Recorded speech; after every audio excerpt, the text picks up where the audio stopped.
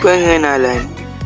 Perkembangan teknologi pada masa kini telah membawa perubahan besar dalam sistem pendidikan. Salah satu inovasi yang semakin mendapat perhatian ialah penggunaan robotik dalam proses pembelajaran. Robotik bukan sahaja menjadikan pembelajaran lebih menarik dan integratif, malah membantu pelajar memahami konsep sains, teknologi dan kejuruteraan dengan lebih mudah. Melalui aktiviti membina dan mengawal robot, pelajar dapat mengembangkan kemahiran berfikir secara kreatif serta meningkatkan minat terhadap bidang teknologi. Oleh itu, penerapan robotik dalam pendidikan dilihat sebagai satu langkah penting untuk melahirkan generasi yang mengetahui dan bersedia menghadapi cabaran masa depan. Meningkatkan minat pelajar terhadap pembelajaran. Penggunaan robot dalam kelas dapat menjadikan suasana pembelajaran lebih menyeronokkan dan tidak membosankan. Pelajar memperluas belajar melalui aktiviti praktikal seperti membina, menguji dan memprogram robot. Keadaan pembelajaran ini membantu mereka memahami konsep dengan lebih jelas kerana mereka terlihat secara langsung dalam proses tersebut. Menggalakkan pemikiran kreatif dan inovatif. Robotik memberi peluang kepada pelajar untuk mencipta sesuatu yang baru. Ketika mereka membentuk robot atau menyediakan masalah teknikal, pelajar perlu menggunakan daya imajinasi dan pemikiran kreatif. Keadaan ini secara tidak langsung melatih mereka menjadi individu yang kreatif dan berani mencuba idea baharu. Membina kemahiran penyelesaian masalah.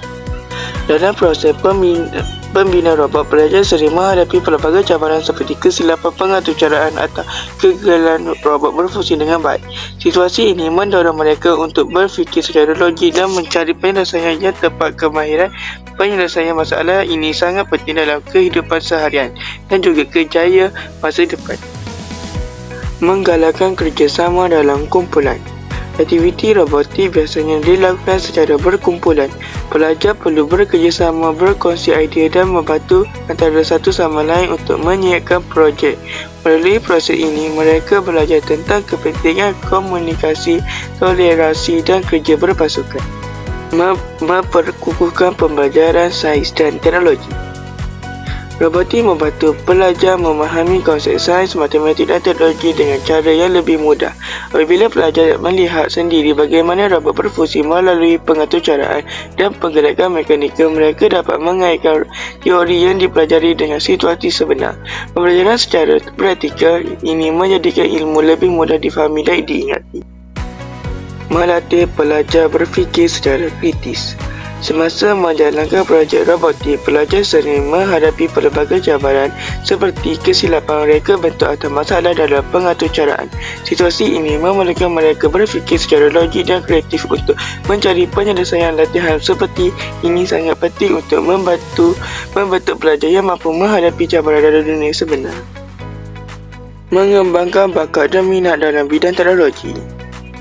Pendedahan kepada robotik sejak di bangku sekolah dapat membantu pelajar mengenal pasti minat mereka dalam bidang teknologi. Sesetengah pelajar mungkin berminat dalam bidang kejuruteraan, pengaturcaraan atau inovasi teknologi seperti mengikuti aktiviti robotik. Hal ini dapat membantu melahirkan generasi yang berkemahiran tinggi pada masa hadapan. Menyediakan pelajar untuk masa depan. Dunia pekerjaan pada masa kini semakin dipengaruhi oleh teknologi dan otomasi. Oleh itu, kemahiran yang berkaitan dengan robotik dan teknologi digital menjadi semakin penting. Dengan mempelajari robotik sejak awal, pelajar akan lebih bersedia menghadapi cabaran dunia moden yang semakin berteknologi tinggi. Penutup.